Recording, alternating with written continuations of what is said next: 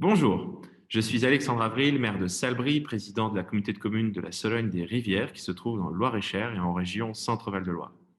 Ici, nous croyons à l'industrie, nous croyons au développement économique et ce que nous avons mis en place depuis un an maintenant, c'est un plan de soutien à l'industrie locale pour son développement. Moi, je suis convaincu que l'on attirera des entreprises ici d'abord si on a la main-d'œuvre pour pouvoir travailler dans ces entreprises, dans ces usines en particulier. C'est pourquoi nous avons concentré nos efforts depuis un an sur un projet important dans le cadre de la réindustrialisation de notre territoire, qui est celui d'une école de production au métier de l'industrie, au niveau CAP, Bac Pro, de tourneur, fraiseur, soudeur et peut-être un jour mécanicien moteur, en partenariat avec nos industries locales,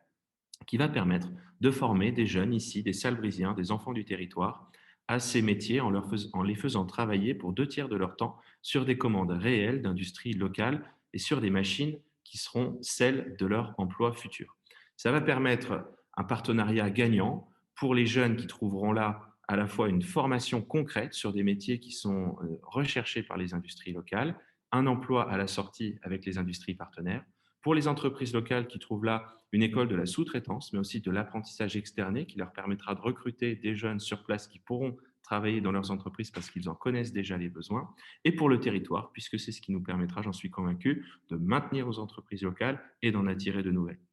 Cette école de production, elle est soutenue dans le cadre du plan de relance, puisque nous avons obtenu d'importantes aides de la Banque publique d'investissement pour la réhabilitation de l'ancienne usine Matra, qui a compté à Salbris jusqu'à 700 salariés et qui est depuis 20 ans malheureusement abandonnée, que nous allons réaffecter pour y remettre ces jeunes. Le soutien également de la Banque des Territoires, de France Active, de la région Centre-Val de Loire, qui s'est engagée pour l'investissement du parc machine avec les fondations Total, Saint-Gobain et bien d'autres,